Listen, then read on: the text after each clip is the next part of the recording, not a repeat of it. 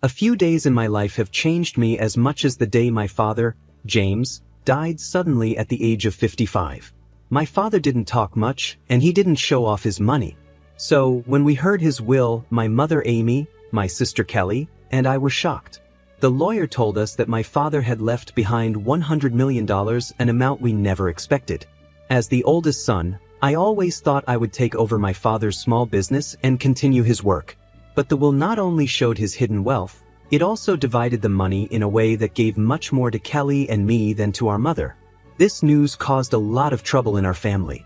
My mother, Amy, who was 50 at the time, was heartbroken. She couldn't understand how her husband of 25 years had made so much money without her knowing, or why he gave it out so strangely. Her sadness quickly turned into doubt and anger. She started to question if the will was real, feeling like she had been left out of a life she had always been a part of. This shook her trust and sense of security deeply. In the middle of this, Kelly, who was 28, stayed unusually calm. It seemed like she might have known more about our father's plans than she first said. Her calmness made things even more tense between her and our mother. As for me, I felt stuck. I was caught between my mother's disbelief and the shocking reality of our new financial situation. I wondered why my father kept these secrets and what led him to divide his wealth in such a strange way. The inheritance, instead of feeling like a gift, felt more like a curse that could tear our family apart. The will became the center of arguments, with each of us dealing with shock and confusion in our own way. Soon, my mother decided to challenge the will in court. Our home, once a place of love and togetherness, became a battlefield filled with secrets and shifting loyalties. Throughout it all, I struggled with my own feelings, trying to hold on to my love for my family while also dealing with this difficult situation. I respected my mother, but I also wanted to honor my father's final wishes. This argument over the inheritance brought up deep problems in our family, making us question the strength of our relationships. It made me realize that the money my father left could change our lives, but at what cost? That answer seemed more and more troubling as we prepared for a legal fight none of us really wanted. With each step, we felt more and more of what we had lost since that shocking day. After finding out about my father James's will, we were hit with a rush of emotions and legal documents. My mother, Amy, overwhelmed by grief and disbelief, decided to challenge the will. She couldn't understand how my father had secretly saved up $100 million, and she couldn't accept that he left most of it to my sister and me, leaving her with much less. She didn't think the will was genuine. With the help of Mr. Charles, our family lawyer, my mother started a legal battle that soon took over our lives. The courtroom became the place where all of our family's private matters were exposed. Each session revealed more about our personal and financial lives than we ever wanted. My mother's case was built on several points. She questioned whether my father was mentally fit to make these decisions when he wrote the will and suggested that maybe someone had influenced him. She even wondered if the will was fake because of the sudden discovery of his wealth and how it was divided. Every court session was emotionally exhausting. I stood by my mother, not completely sure about her doubts, but I supported her because I understood her need for answers. My sister, Kelly, kept to herself more and more. She argued that our father had every right to split his money the way he wanted, and questioning him was both wrong and pointless. As the legal case dragged on, the tension in our family grew worse. The public nature of the court case drew the attention of the media, turning our personal struggle into a story for everyone to watch. Reporters dug into my father's past, discovering his quiet investments and business deals that had stayed hidden for years. This media attention made everything even harder to bear. Through all of this, Mr. Charles was a steady presence. His knowledge of family law and his calm approach helped us get through the chaos, even though his efforts to mediate were often overshadowed by the strong emotions that came out with every new piece of information. The legal fight also made me rethink what I knew about my father. Each court session, with each new fact about his hidden life, painted a different picture of the man I thought I knew. I thought I knew my father, but maybe I never really did. The mystery around this inheritance, with all its legal complications, became a symbol of lost connections and hidden truths in our family. Throughout it all, my mother stayed strong. She fought the case not just for her share of the money, but to find the truth about the man she loved and the life they built together. This battle, though full of legal issues, was really about finding out who we were and wanting to be recognized in the shadow of a legacy that suddenly felt both mysterious and huge. The fight over my father's will not only revealed his hidden financial life but also started to change how we related to each other as a family. As the legal case continued, my sister Kelly's views began to change, creating more distance between us. At first, Kelly was as surprised as the rest of us by what the will revealed. But as time went on, she started to agree with what our father had written. Kelly, who was 28, began to believe that our father had reasons for the choices he made in his will. She thought his decisions were intentional, maybe to teach us lessons we hadn't yet learned. This put Kelly in direct conflict with our mother, Amy, who felt betrayed and confused by being left out of the large part of the inheritance. The tension between them grew quickly. Family gatherings turned into arguments about the will, loyalty, and grief. Kelly accused our mother of not respecting our father's right to make his own decisions, while our mother felt hurt by Kelly's lack of empathy and her ignoring the emotional pain the will had caused. As Kelly pulled away from our mother, our once close family started to fall apart. Their relationship, once warm, became cold and distant, which was painful to see. I found myself caught in the middle, trying to keep the peace between them while dealing with my own mixed feelings about the inheritance and what it all meant. Kelly's new attitude also affected our relationship. We had always been close as siblings, facing challenges together. But now, the disagreement over the inheritance showed that we had different ideas about money, responsibility, and loyalty to the family. Kelly's determination to claim what she believed our father had left for her created a surprising divide between us. Her arguments even made me rethink my own views on the situation. I started to think that maybe our father wanted this challenge to push us to grow or change. It was a hard and lonely thought because it made me feel distant from both my mother, who was focused on getting justice, and Kelly, who seemed to accept the will's terms more practically. As time went on, the inheritance issue took over our lives, overshadowing everything else in our family. The legal fight, fueled by these family conflicts, drew attention not only from close friends and family but also from the community and the media. This public attention added more stress to our already difficult relationships. In this emotional atmosphere, I found myself thinking more about what inheritance and legacy really meant. The fight forced us to face some uncomfortable truths about our family, our values, and ourselves. As Kelly moved further away from our mother emotionally, it became clear that whatever the outcome of this battle, our family would never be the same. The scars from this conflict seemed likely to affect our relationships and lives for a long time. As the inheritance fight went on, Mr. Charles, our family lawyer, became a key figure. He wasn't just a legal advisor, he got deeply involved in both the emotional and legal sides of our crisis. His experience and calm approach were very helpful as he tried to find a way to save both our family bonds and our financial interests. From the start, Mr. Charles knew this was more than just about money. It was about a grieving family dealing with the loss of a father and the surprising terms of his will.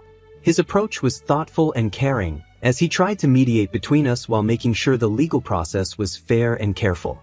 Mr. Charles focused on keeping communication open between all family members.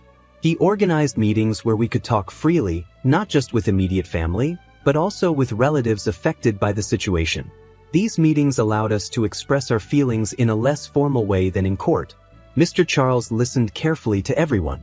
He paid special attention to my mother, who felt left out by the will, and he also talked to Kelly and me, trying to understand why our father made these choices. His ability to handle these conversations with care was important in keeping things from getting worse.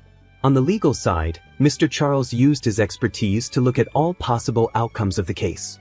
He made sure we understood all the options, guiding us through this tough situation.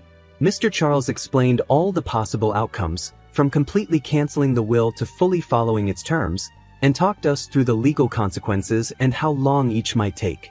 This clarity helped us understand what to expect in the long run, including both the financial and emotional costs. Another important step Mr. Charles took was bringing in independent experts. These included forensic accountants to review my father's financial activities and estate planning experts to help explain why the will might have been structured the way it was. This well-rounded approach not only helped us understand the legal situation better but also provided more insight into my father's choices, which helped calm some of the anger in the family. Throughout it all, Mr. Charles remained a calm and steady presence. His support was reassuring, offering a sense of balance during emotional moments. His mediation efforts didn't always lead to immediate solutions, but they brought a needed level of professionalism and care. As time went on, Mr. Charles became more than just a lawyer. He became someone we could trust, guiding our family through one of the hardest times we had ever faced. Although the outcome of the legal battle was still unclear, his work ensured that whatever happened, the process would respect everyone's dignity and emotional health. In the middle of this legal fight and shifting family dynamics, my role as the eldest son became more complicated. I wasn't just trying to handle the inheritance issues. I was also trying to keep our family from falling apart. It was a tough challenge. On one side was my mother, Amy, heartbroken and feeling betrayed by the will, and on the other was my sister, Kelly, who saw our father's decisions differently than we did. As I watched our family struggle, I often wondered about my father's intentions. Could he have predicted the chaos his will would cause? Or did he think that the financial security he provided would be more important than the emotional toll? These thoughts stayed with me as I tried to hold our family together. The $100 million estate, which should have been a blessing, felt like a curse. Greed and distrust had taken over our relationships, replacing the warmth and trust we once had. Each new legal update or discovery seemed to drive a bigger wedge between us, with family members taking sides in what felt like a personal and painful battle. My efforts to bring peace were met with mixed responses. My mother, hurt and confused, leaned on me for support. My mother's pain made her hesitant to engage in any conversations that might seem to go against her fight over the will. Kelly, on the other hand, viewed my attempts at keeping the peace with some suspicion, thinking I wasn't fully supporting our father's wishes. This balancing act between the two was emotionally and mentally draining for me. To try and understand both sides, I arranged private talks with each family member. I listened without judging and spoke carefully to avoid causing more hurt. I encouraged us to openly talk about how we felt about the inheritance and our memories of our father, hoping we could find some common ground in our shared loss. I also sought advice from Mr. Charles, our lawyer, on how to handle the legal issues without tearing our family apart. His guidance was very helpful, giving me a better understanding of the legal process and helping me explain it to my family without adding to the tension. The media attention only made things worse. Reporters were eager to turn our situation into a dramatic story of a rich family in conflict. This unwanted attention put even more pressure on us. I found myself having to protect my mother and sister from intrusive questions and photographers, which made my role as the family protector even more complicated. Despite everything, I held on to the hope that we could find a solution that respected both my father's wishes and the needs of our family. This hope was tested over and over as the case dragged on. Every court session and legal argument seemed to push us further apart. Deep down, I knew that the real battle wasn't just over the millions my father left behind, it was about the legacy of our family's unity and the values we wanted to hold on to. The struggle to maintain that unity during all the chaos of greed and grief defined my role as a brother and a son during this difficult time. Just when we thought we understood the situation with the $100 million inheritance, a new twist made things even more complicated. Further investigation into my father's finances revealed that he had hidden more assets in various investments and offshore accounts. This discovery shocked us all, making us question even more what we thought we knew about my father and his legacy. The forensic accountants Mr. Charles had hired as part of the legal case uncovered these hidden assets. They found that the $100 million estate was only part of a larger collection of wealth my father had carefully hidden. The reasons behind my father's secrecy became an even bigger mystery, complicating both our emotions and the legal strategies surrounding the will. As the eldest son and a key figure trying to keep the family together, this new revelation made my role even harder to manage. I found myself at the center of this new situation. The discovery had two effects. It made the greed and conflict among our extended family worse, while also offering a chance for a fairer solution within our immediate family if handled properly. The newly found assets were quite varied, from real estate in different countries to investments in private companies and large stock portfolios. This changed everything about the inheritance fight, making us rethink our legal strategy. Mr. Charles suggested that this might be a good time to negotiate a settlement that could make everyone happier and possibly calm the growing tension within the family. However, the negotiations were far from easy. With more assets on the table, there was even more to argue about, and tensions rose as each family member reconsidered their position. My mother, already suspicious about the will, became even more convinced that her exclusion was a personal betrayal. Kelly, on the other hand, saw this as more proof of our father's wisdom and planning, believing it showed how he intended to provide for us in unconventional ways. My role became even more complicated as I tried to manage the emotional conflicts in the family and the legal issues surrounding the new assets. I still hoped to find a solution that could bring peace to the family, but with each new discovery, that goal seemed further out of reach. The negotiations over the additional assets went through several rounds of discussions, led by Mr. Charles. He not only gave legal advice but also tried to understand and manage the family dynamics. These talks were difficult and often emotional, as old hurts were brought up and new suspicions formed.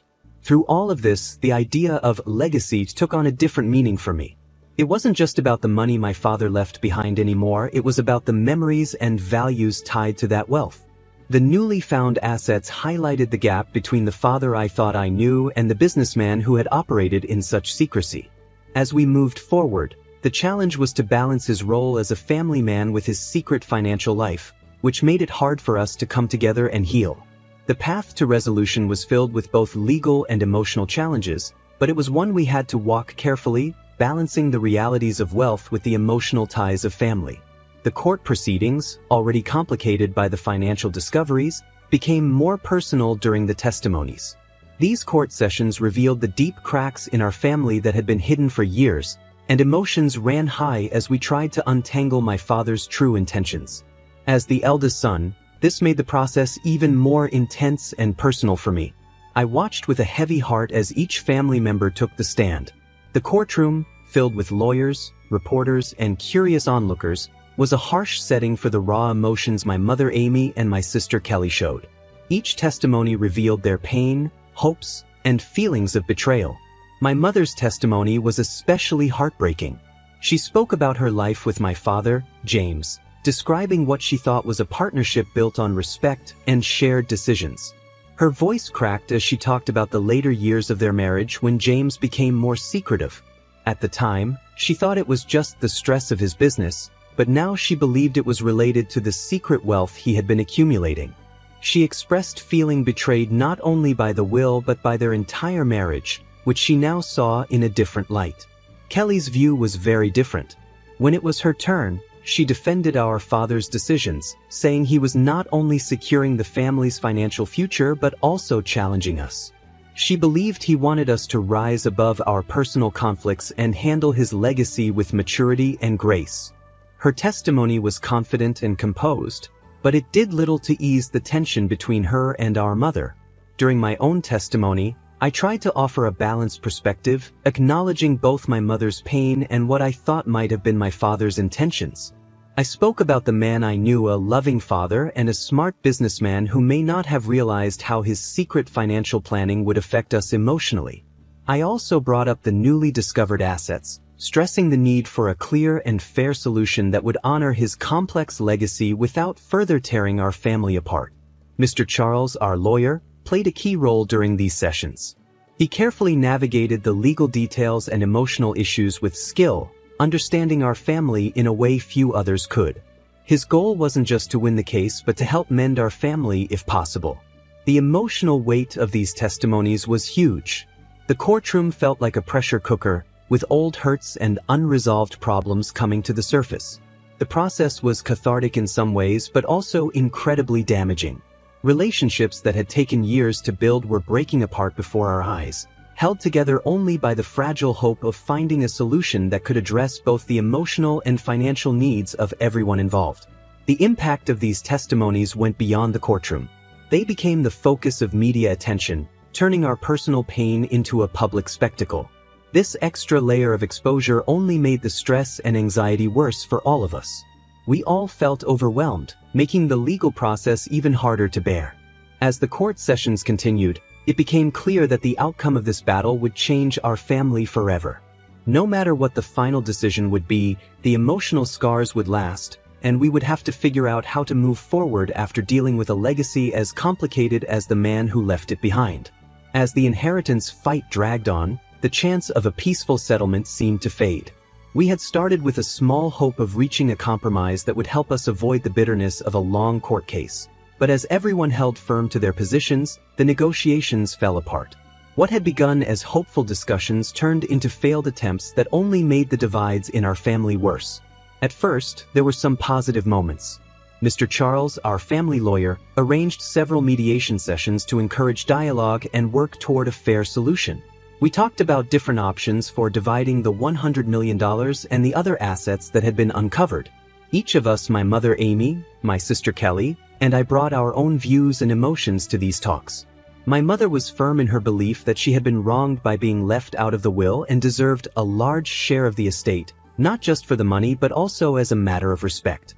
She felt even more strongly about this after learning about the hidden assets, which she saw as further proof of deceit.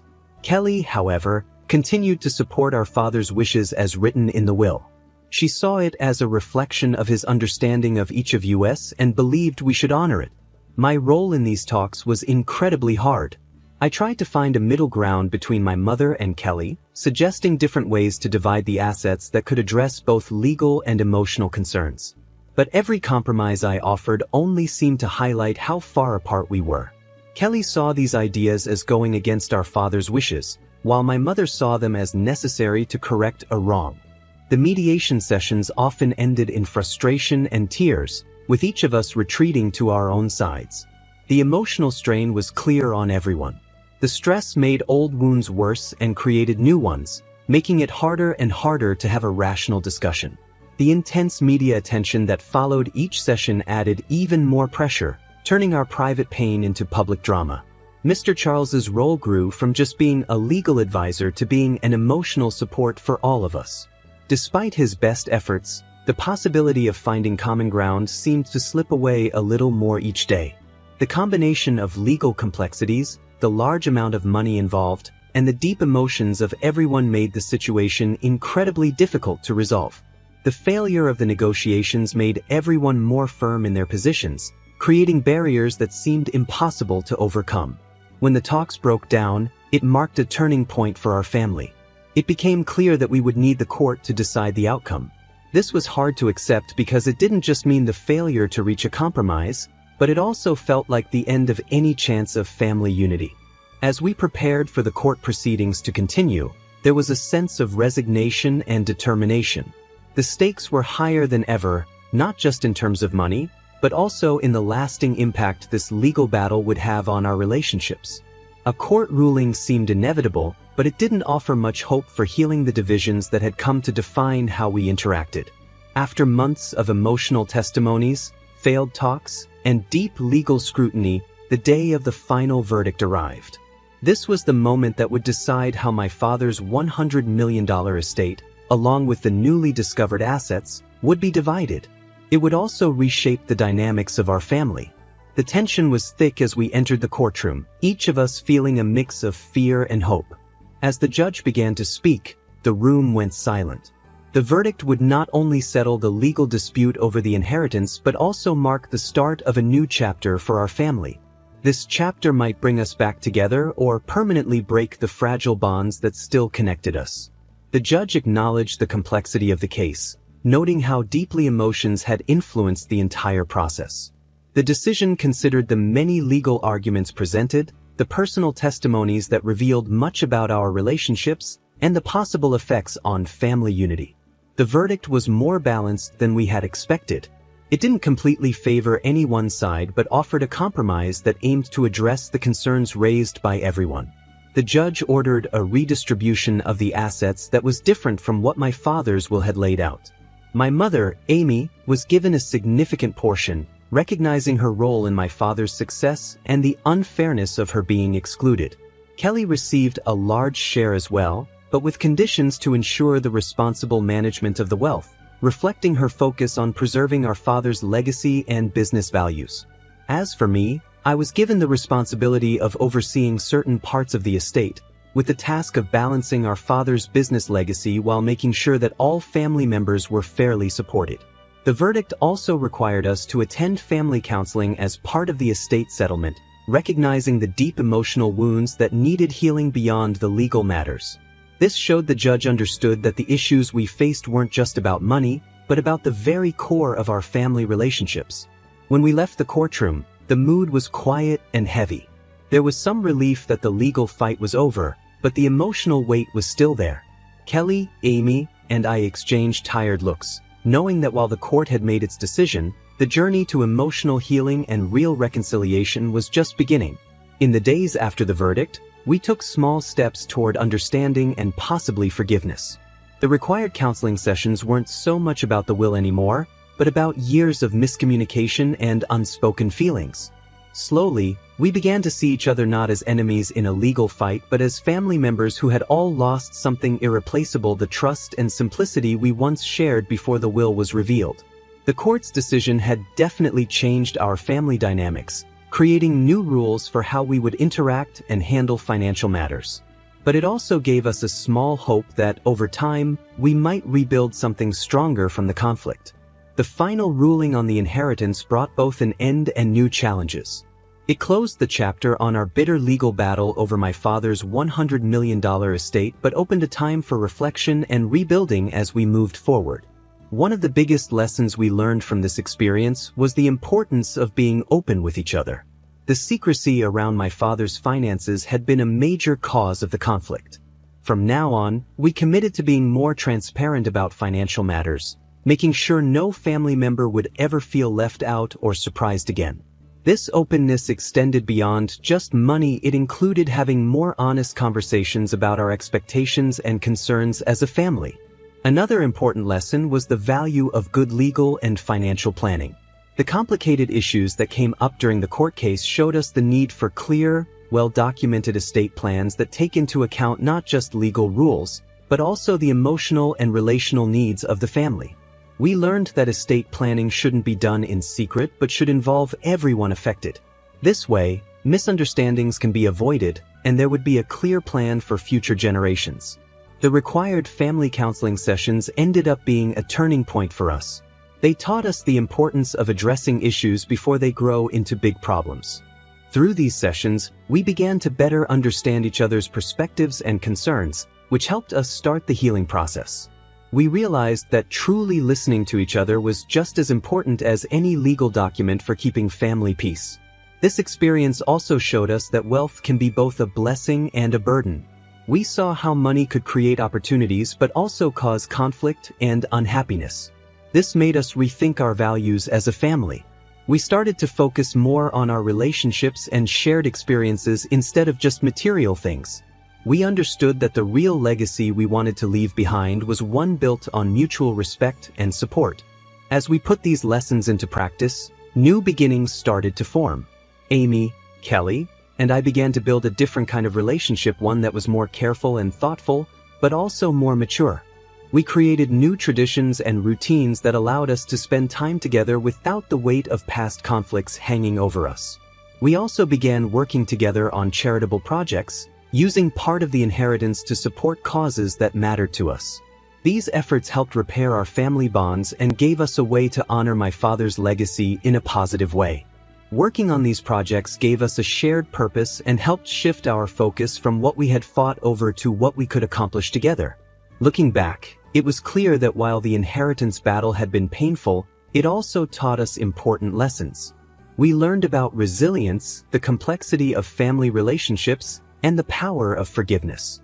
As we moved forward, these lessons became the foundation of our new start, leading us toward a future that, while different from what we had imagined, offered the hope of unity and mutual respect.